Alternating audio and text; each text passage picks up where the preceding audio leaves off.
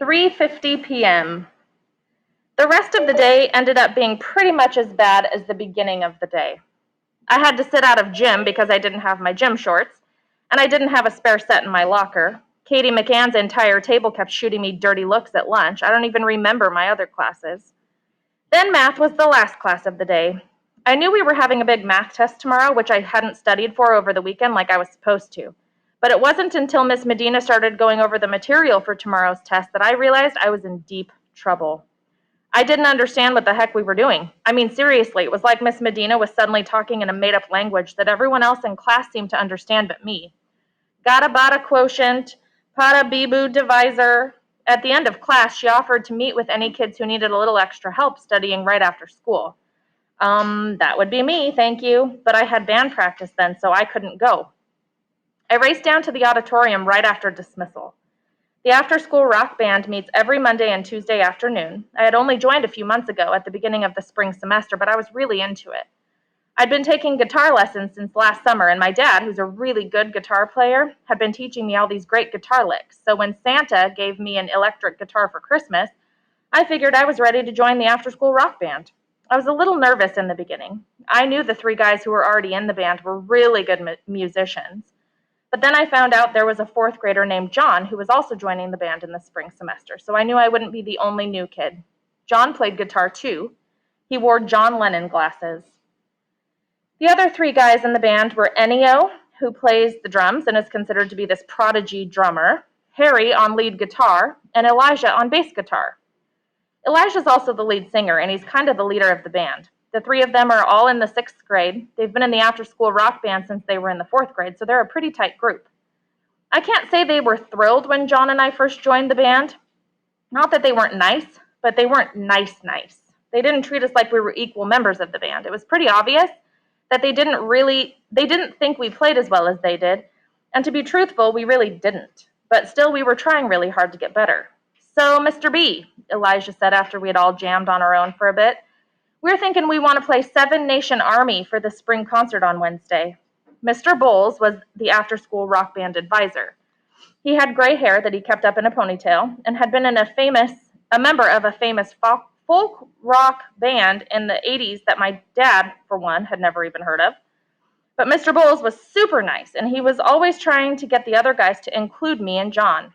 This, of course, just got the other guys even more annoyed at us, and it also made them really dislike Mr. Bowles. They made fun of the way he sometimes talked with his eyes closed. They made fun of his ponytail and his taste in music. Seven Nation Army, answered Mr. Bowles, like he was impressed by the song choice. That's an awesome song, Elijah. Is that by Europe, too? John asked, since we'd all agreed a few weeks ago, after much arguing, to play the final countdown by Europe at the spring concert. Elijah snickered and made a face. Dude, he answered, not looking at me or John, it's the White Stripes. Elijah had long blonde hair that he was really good at talking through. Never heard of them, John said cheerfully, which I wished he hadn't said. Truth is, I hadn't heard of them either, but I knew enough to pretend I knew them, at least until I could download the song tonight. John wasn't so great at the social stuff that goes on inside a rock band. Lots of group dynamic stuff to sort out. You have to kind of just nod and go along if you want to fit in. Then again, John wasn't very good at fitting in that way. Elijah laughed and turned around to tune his guitar. John looked at me over his little round glasses and made an "is it me or are they crazy" face. I shrugged in response. John and I had become our own little group inside this rock band. We hung out together during breaks and made jokes, especially since the other three guys hung out together and made their own jokes. Every Thursday after school, I'd go over to John's house and we'd practice together, or we'd listen to some classic rock songs so we could sound like we knew as much about rock music as the other guys. And then we'd make suggestions about what songs we could play. So far, we had suggested Yellow Submarine and Eye of the Tiger, but Elijah, Harry, and Ennio had nixed them both. That was fine, though, because I was really into the final countdown, which had been Mr. Bowles' suggestion. It's the final countdown. I don't know, guys, Mr. Bowles said. I'm not sure there's going to be enough time between today and Wednesday to learn a brand new song. Maybe we should stick to the final countdown for now. He played the opening notes of that song on the keyboard, and John started bopping his head. Then Elijah started playing a great riff on his bass, which turned out to be the opening of Seven Nation Army. As if on cue, Harry and Ennio started playing too. It was pretty obvious that they had practiced the song a lot of times before today. I have to say, they sounded amazing. Somewhere in the second chorus, Mr. Bowles put his hand up for them to stop jamming. Okay, dudes, he said, nodding, you're sounding absolutely awesome. Killer bass, Elijah, but everyone's got to be able to play the song for the spring concert, right? These two dudes need a chance to learn the song, too. He pointed at me and John. But it's just basic chords, said Elijah, like C and G, B, D. You do know D, right? He looked at us like we were an alien species. You seriously can't do that? I can do that, I answered quickly, forming the chords with my fingers. I hate the B chord, said John. It's so easy, said Elijah. But what about the final countdown, John whined. I've been practicing that for weeks. He started playing the same opening part that Mr. B had just played, but he honestly didn't sound that good. Dude, that was awesome, said Mr. B, high-fiving John. I noticed Elijah smiled at Harry, who looked down like he was trying not to laugh. Guys, we have to be fair here, said Mr. B to Elijah. Here's the thing, answered Elijah. We can only play one song at the spring concert, and we want it to be Seven Nation Army, majority rules. But it's not what we said we were going to play, yelled John. It's not fair that you guys agreed to play the final countdown, and me and Chris have spent a lot of time learning it. I have to admit, John had guts talking back to a sixth grader like that. Sorry, dude, said Elijah, fiddling with his amp, but he didn't seem sorry. Okay, let's settle down, guys, said Mr. B with his eyes closed. Mr. B, said Ennio, holding up his hand like he was in class, the thing is, this is going to be our last spring concert before the three of us graduate. He pointed his drumstick at Harry and Elijah and himself. Yeah, we're going to middle school next year, agreed Elijah. We want to play a song that we feel really good about, Ennio finished. The final countdown doesn't represent us musically. But that's not fair, said John. This is an after-school rock band, not just your band. You can't just do that. Dude, you can play whatever you want next year, Elijah answered. He looked like he wanted to flick John's glasses off his face. You can play Puff the Magic Dragon for all I care. This made the other guys laugh. Mr. Bowles finally opened his eyes. Okay, guys, enough, he said, holding up his hands. Here's what we're going to do. Let's see how well you two pick up Seven Nation Army today and tomorrow, he said this while pointing at me and John. We'll practice it a little today. We'll also tighten up the final countdown. Then tomorrow, we'll see which song sounds better. But I'm going to be the one to make the final decision which song we play, okay? Sound good? John nodded yes eagerly, but Elijah rolled his eyes. So let's start with the final countdown, said Mr. Bowles. He clapped his hands twice. From the beginning, let's go, guys. The final countdown from the top. Ennio, wake up. Harry, Elijah, get us going, man. On 4. A 1, 2, 3. We played the song. Even though Elijah and the other guys weren't into it, they totally rocked it. In fact, we sounded pretty amazing together, I thought. That sounded awesome, said John when it was over. He held his hand in the air to high-five me, which I did a little reluctantly. Whatever, said Elijah, shaking his hair off his face. We spent the rest of the class running through Seven Nation Army, but John kept making mistakes and asking us to start over. It didn't sound good at all. You guys sound terrific, said John's mother, who had just come in the band room. She tried to clap while holding her wet umbrella. Mr. B looked at his watch. Whoa, it's 5:30? Oh, man. Dudes, I've got a gig tonight. We have to wrap this up. Let's go. Everything in the lock room. I started putting my guitar in the case. Step on it, guys, said Mr. B, putting the mics away. We all hurried up and put our instruments in the lock room. See you tomorrow, Mr. B, said John, who was the first to be ready to leave. Bye, Elijah. Bye, Ennio. Bye, Harry. He waved at them. See you tomorrow. I saw the three of them shoot each other looks, but they nodded goodbye to John. Bye, Chris, John said loudly from the door. Bye, I mumbled. I liked the guy. I really did. One-on-one, he was awesome, but he could be so clueless, too. It was like being friends with SpongeBob. After John and his mother had left, Elijah went up to Mr. Bowles, who was wrapping up the mic cords. Mr. B, he said ultra-politely, can we please play Seven Nation Army on Wednesday night? At that moment, Ennio's mom arrived to pick up the three of them. We'll see you tomorrow, dude, Mr. Bowles answered distractedly, throwing the last of the equipment into the lock room. Yeah, you're just going to choose the final countdown, said Elijah. And then he walked out the door. Bye, guys, I said to Harry and Ennio as they followed Elijah out. Bye, dude, they both said to me. Mr. B turned the key in the locker room. Then he looked at me like he was surprised I was still there. Where's your mom? I guess she's running late. Don't you have a cell phone? I nodded, fished my phone out of my backpack, and turned it on. There were no texts or missed calls from Mom. Just call her, he said after a few minutes. I gotta get out of here, dude. 5:48 p.m. Just as I was about to call, my dad knocked on the band room door. I was totally surprised. He's never picked me up from school on a Monday before. Dad, I said. He smiled and walked in. Sorry I'm late, he said, shaking out his umbrella. This is Mr. Bowles, I said to him. Nice to meet you, said Mr. B quickly, but he'd already started out the door. Sorry I can't stay and chat. You've got a nice kid there. Then he left. Don't forget to lock the door behind you, Chris, he yelled out a second later from down the hallway. I will, I said, loud enough for him to hear me. I turned to Dad. What are you doing here? Mom asked me to get you, he answered, picking up my backpack. Let me guess, I said sarcastically, putting on my jacket. She went to Augie's house today, right? Dad looked surprised. No, he said. Everything is fine, Chris. Pull your hood up. It's raining hard. We started walking out the door. Then where is she? Why didn't she bring my stuff? I said angrily. He put his hand on my shoulder as we kept walking. I don't want to worry you at all, but Mommy got in a little car accident today. I stopped walking. What? She's totally fine, he said, squeezing my shoulder. Nothing to worry about, promise. He motioned for me to keep walking. So where is she? I asked. She's still in the hospital. Hospital? I yelled. Once again, I stopped walking. Chris, she's fine, I promise, he answered, pulling me by the elbow. She broke her leg, though. She has a huge cast. Seriously? Yes. He held the exit door open for me while opening his umbrella. Pull your hood up, Chris. I pulled my hood over my head as we hurried across the parking lot. It was really pouring. Was she hit by a car?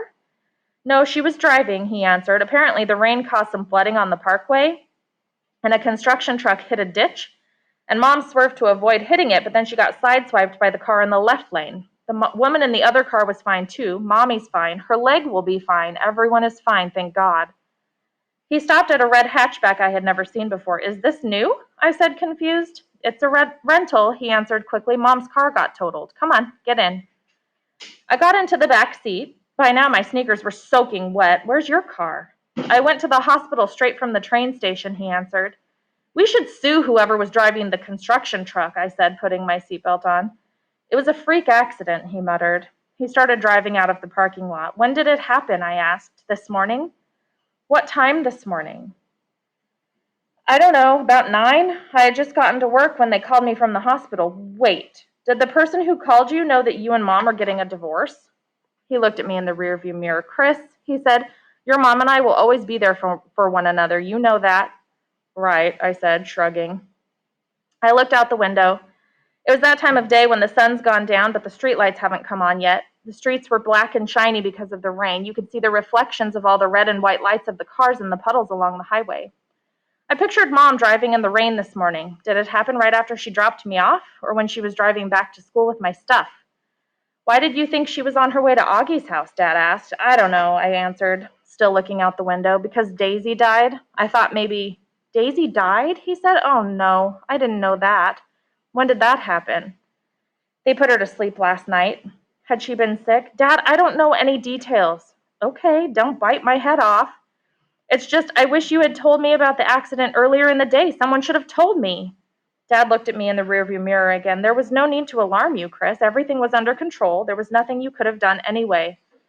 I was waiting for Mom to come back with my stuff all morning, I said, crossing my arms. It was a crazy day for all of us, Chris, he answered. I spent the day dealing with accident reports and insurance forms, rental cars, going back and forth to the hospital. I could have gone to the hospital with you, I said. Well, you're in luck, he said, drumming the steering wheel, because that's where we're going right now. Wait, we're going to the hospital, I said? Mom just got discharged, so we're picking her up. He looked at me in the mirror again, but I looked away. Isn't that great? Yeah.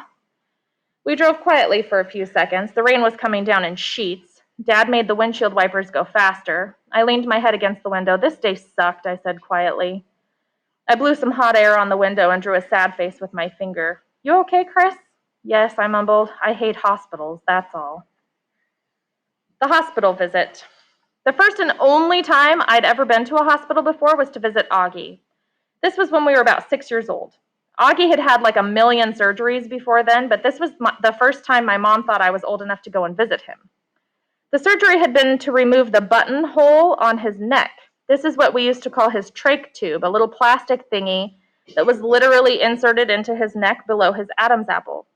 The buttonhole is what the doctors put inside Auggie when he was born to allow him to breathe. The doctors were removing it now because they were pretty sure Auggie could breathe on his own now.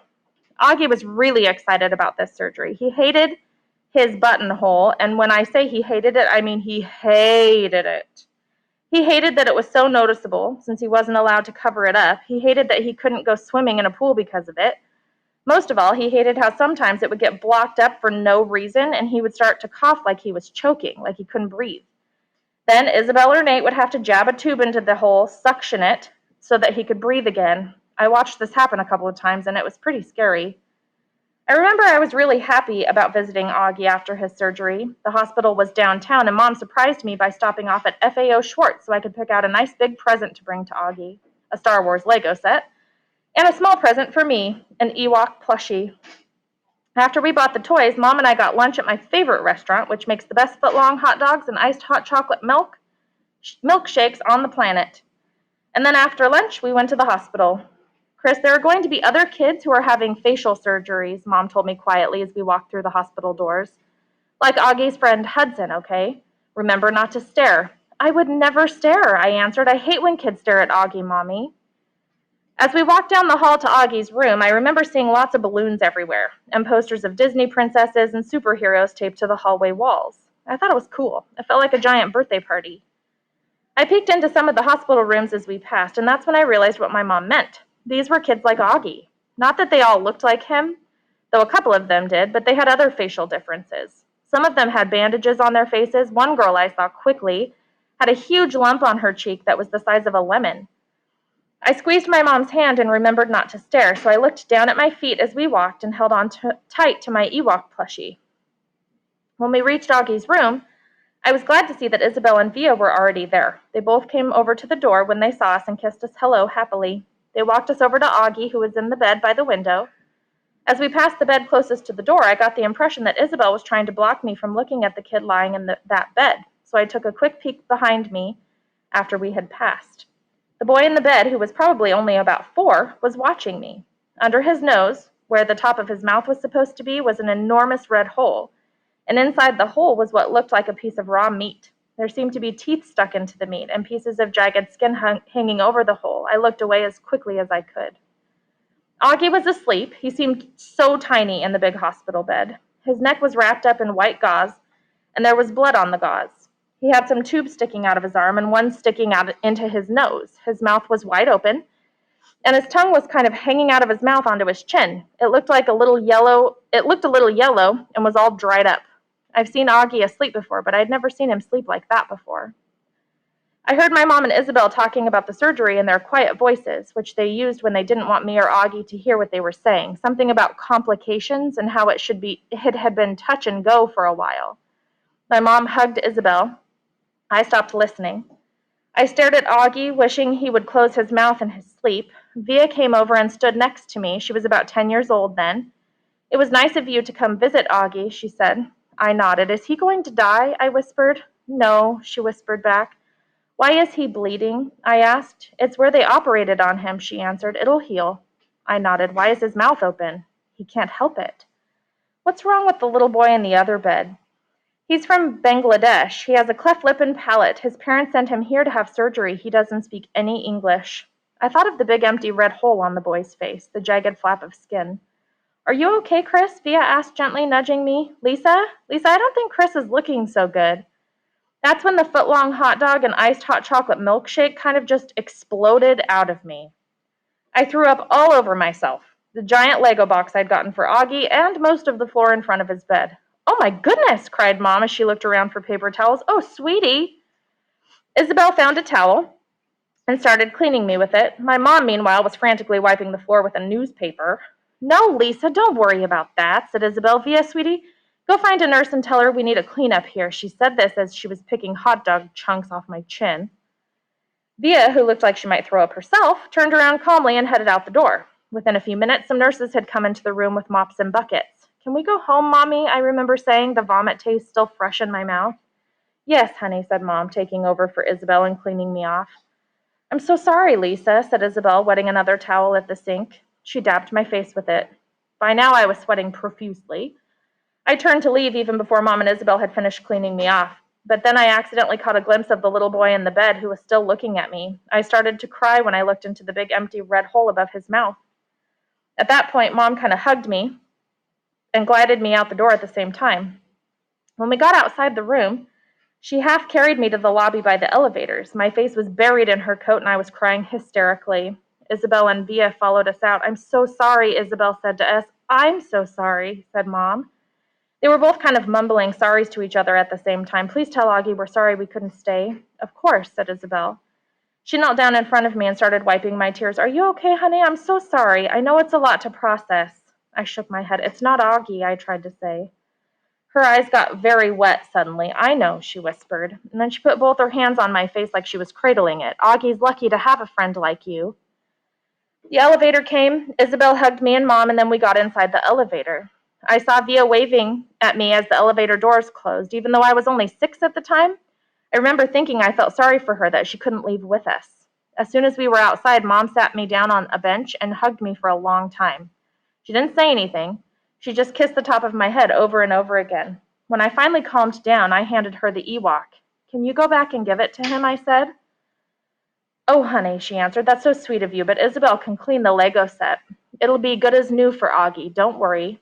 "No, for the other kid," I answered. She looked at me for a second like she didn't know what to say. "Via said he doesn't speak any English," I said. "It must be really scary for him being in the hospital." She nodded slowly. "Yeah," she whispered, "it must be." She closed her eyes and hugged me again, and then she took me over to the security desk, where I waited until she went back up the elevator, and after about 5 minutes came back down again. "Did he like it?" I asked.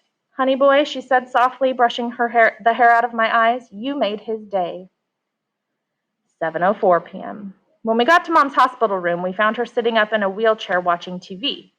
She had a huge cast that started from her thigh and went all the way down to her ankle. "There's my guy," she said happily as soon as she saw me. She held her arms out to me, and I went over and hugged her. I was relieved to see that Daddy had told the truth. Except for the cast and a couple scratches on her face, Mom looked totally fine. She was dressed and ready to go. "How are you feeling, Lisa?" said Dad, leaning over and kissing her cheek. "Much better," she answered, clicking off the TV set. She smiled at us, totally ready to go home. "We got you these," I said, giving her the vase of flowers we had bought downstairs in the gift store. "Thank you, sweetie," she said, kissing me. "They're so pretty." I looked down at her cast. "Does it hurt?" I asked her. "Not too much," she answered quickly. "Mommy's very brave," said Dad. "What I am is very lucky," Mom said, knocking the side of her head. "We're all very lucky," added Dad quietly. He reached over and squeezed Mom's hand. And for a few seconds, no one said anything. "So do you need to sign any discharge papers or anything?" asked Dad. "All done," she answered. "I'm ready to go home." Dad got behind the wheelchair. "Wait, can I push her?" I said to Dad, grabbing one of the handles. "Let me just get her out the door here," answered Dad. "It's a little hard to maneuver with her leg." "How was your day, Chris?" asked Mom as we wheeled into the hallway. I thought about what an awful day it had been, all of it, from beginning to end. Science, music, math, rock band, worst day ever. "Fine," I answered. "How was band practice? Is Elijah being any nicer these days?" she asked. "It was good. He's fine," I shrugged. "I'm sorry I didn't bring your stuff," she said, stroking my arm. "You must have been wondering what happened to me." "I figured you were running errands," I answered. "He thought you went to Isabel's house," laughed Dad. "I did not," I said to him. We had reached the nurses' station, and Mom was saying goodbye to the nurses who were waving back, so she didn't really hear what Dad had said.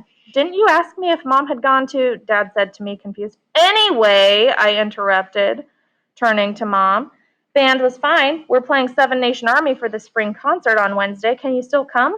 "Of course I can," she answered. "I thought you were playing the final countdown." "Seven Nation Army is a great song," said Dad. He started humming the bass line and playing air guitar as we waited for the elevator. Mom smiled at him. "I remember you playing that at the parlor." "What's the parlor?" I asked. "The pub down the road from our dorm," answered Mom. "Before you were born, buddy," said Dad.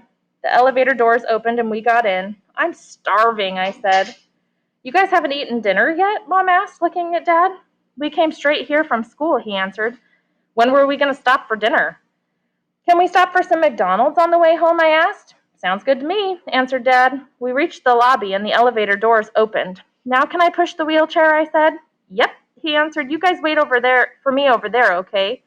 He pointed to the farthest exit on the left. I'll pull the car around. He jogged out the front entrance toward the parking lot. I pushed Mom's wheelchair to where he had pointed. I can't believe it's still raining, said Mom, looking out the lobby windows. I bet you could pop a wheelie on this thing, I said. Hey, no, Mom screamed, squeezing the sides of the wheelchair as I tilted it backward. Chris, I've had enough excitement for the day.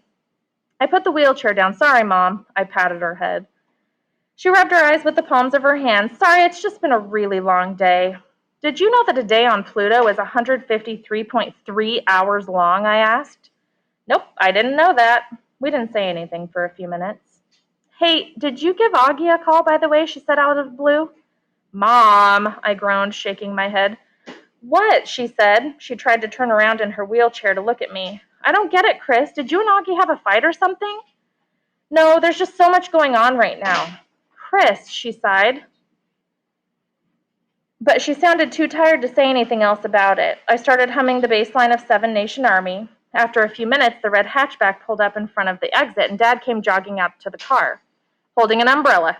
I pushed Mom outside the front doors. Dad gave her the umbrella to hold, and then he pushed her down the wheelchair ramp and around to the passenger side of the car. The wind was picking up now, and the umbrella Mom was holding went inside out after a strong gust. Chris, get inside, said Dad. He started picking Mom up under her arms to transfer her to the front seat of the car. Kinda nice being waited on, Mom joked, but I could tell she was in pain. Worth a broken femur, Dad joked, out of breath. What's a femur? I asked, scooching into the back seat. It's the thigh bone, answered Dad. He was soaking wet by now, and as he tried to help Mom find her seatbelt. Sounds like an animal, I answered. Lions and tigers and femurs. Mom tried to laugh at my joke, but she was sweating. Dad hurried around to the back of the car and spent a few minutes trying to figure out how to fold the wheelchair to get it inside. Then he came over to the driver's side, sat down, and closed the door. We all kind of sat there quietly for a second, the wind and rain howling outside the windows. Then Dad started the car. We were all soaking wet. Mommy, I said after we'd been driving for a few minutes, when you got in the accident this morning, were you on your way home after dropping me off, or were you driving back to school with my stuff? Mom took a second to answer. It's actually kind of a blur, honey, she answered, reaching her arm behind her so that I would take her hand. I squeezed her hand. Chris, said Dad, Mommy's kind of tired. I don't think she wants to think about it right now. I just want to know.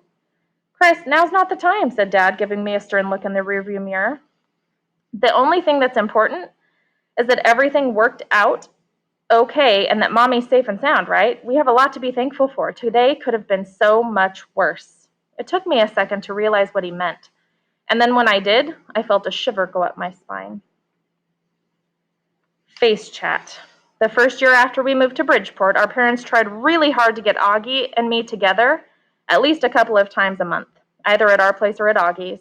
I had a couple of sleepovers at Auggie's house, and Auggie tried to sleep over at my place once, though that didn't work out. But it's a long car ride between Bridgeport and North River Heights, and eventually we only got together every couple of months or so. We started face-chatting each other a lot around that time, like practically every day in third grade. Auggie and I would hang out together on FaceChat. We had decided to grow our Padawan braids before I moved away, so it was a great way to check how long they had gotten. Sometimes we wouldn't even talk. We'd just keep the screens on while we both watched a TV show together or built the same Lego set at the same time. Sometimes we would trade riddles, like what has a foot but no leg, or what does a poor man have a rich man need, and you would die if you ate it. Stuff like that could keep us going for hours. Then in the fourth grade, we started face-chatting less. It wasn't a thing we did on purpose. I just started having more things to do in school. Not only did I get more homework now, but I was doing a lot of after-school stuff. Soccer a couple of times a week, tennis lessons, robotics in the spring.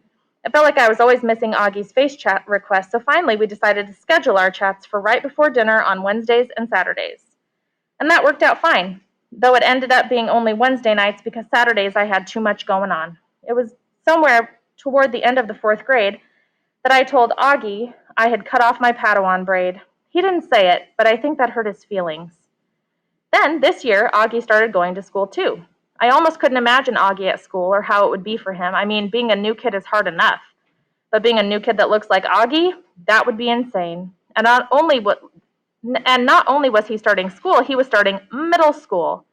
That's how they do it in his school. Fifth graders walk down the same hallways as ninth graders. Crazy. You have to give Auggie his props. That takes guts. The only time I face chatted with Auggie in September was a few days after school had started, but he didn't seem to want to talk. I did notice he had cut off his Padawan braid, but I didn't ask him about it. I figured it was for the same reason I had cut mine off. I mean, nerd alert. I was curious to go to Auggie's bowling party a few weeks before Halloween. I got to meet his new friends who seemed nice enough. There was this one kid named Jack Will who was pretty funny, but then I think something happened with Jack and Auggie because when I face chatted with Auggie after Halloween, he told me they weren't friends anymore. The last time I face chatted with Auggie was right after winter break had ended. My friends Jake and Tyler were over at my place and we were playing Age of War 2 on my laptop when Auggie's face chat request came up on the screen. Guys, I said, turning the laptop toward me, I need to take this. Can we play on your Xbox? Asked Jake. Sure, I said, pointing to where they could find the extra controllers. And then I kind of turned my back to them because I didn't want them to see Auggie's face. I tapped accept on the laptop, and a few seconds later, Auggie's face came on the screen. Hey, Chris, he said. Sup, Aug? I answered. Long time no see. Yeah. Then he started talking about something else, something about a war at his school. Jack Will, I didn't really follow what he was saying because I was completely distracted by Jake and Tyler, who had started nudging one another, mouths open, half laughing, the moment Auggie had come on screen. I knew they had seen Auggie's face. I walked to the other side of the room with the laptop. I said to Auggie, trying to tune out the things Jake and Tyler were whispering to each other, but I heard this much. Did you see that? Was that a mask? A fire? Is there someone there with you? Asked Auggie. I guess he must have noticed that I wasn't really listening to him. I turned to my friends and said, Guys, shh! That made them crack up. They were very obviously trying to get a closer look at my screen. Yeah, I'm just with some friends, I mumbled quickly, walking to yet another side of the room. Hi, Chris's friend, said Jake, following me. Can we meet your friend? I asked Tyler so loudly that Auggie could hear. I shook my head at them. No. Okay, said Auggie from the other side of the screen. Jake and Tyler immediately came on either side of me, so the three of us were facing the screen and seeing Auggie's face. Hey, Auggie said. I knew he was smiling, but sometimes to people who didn't know, his smile didn't look like a smile. Hey, both Jake and Tyler said quietly, nodding politely. I noticed they were no longer laughing. So these guys are my friends, Jake and Tyler, I said to Auggie, pointing my thumb back and forth at them, and that's Auggie from my old neighborhood. Hey, said Auggie, waving. Hey, said Jake and Tyler, not looking at him directly. So, said Auggie, nodding awkwardly. So yeah, what are you guys doing? We were just turning on the Xbox, I answered. Oh, nice, answered Auggie. What game? House of Asterion. Cool. What level are you on? I don't know exactly, I said, scratching my head. Second maze, I think. Oh, that's a hard one, Auggie answered. I've almost unlocked Tartarus. Cool. I noticed out of the corner of my eye that Jake was poking Tyler behind my back. Yeah, well, I said, I think we're going to start playing now. Oh, said Auggie, sure, good luck with the second maze. Okay, bye, I said, hope the war thing works out. Thanks, nice meeting you guys, Auggie added politely. Bye, Auggie, Jake said, smirking. Tyler started laughing, so I elbowed him out of screen view. Bye, Auggie said, but I could tell he noticed them laughing. Auggie always noticed stuff like that, even though he pretended not to. I clicked off. As soon as I did, both Jake and Tyler started cracking up. What the heck, I said to them, annoyed. Oh, dude, said Jake, what was up with that kid? I've never seen anything that ugly in my life, said Tyler. Hey, I answered defensively, come on. Was he in a fire? Asked Jake. No, he was born like that, I explained. He can't help the way he looks. It's a disease. Wait, is it contagious? Asked Tyler, pretending to be afraid. Come on, I answered, shaking my head. And you're friends with him? Asked Tyler, looking at me like I was a Martian. Whoa, dude. He was snickering. What? I looked at him seriously. He opened his eyes wide and shrugged. Nothing, dude, I'm just saying. I saw him look at Jake, who squeezed his lips together like a fish. There was an awkward silence. Are we playing or not? I asked after a few seconds. I grabbed one of the controllers. We started playing, but it wasn't a great game. I was in a bad mood, and they just continued being goofballs. It was irritating. After they left, I started thinking about Zach and Alex and how they had ditched Auggie after all those years. Even after all this time, it can still be hard being friends with Auggie.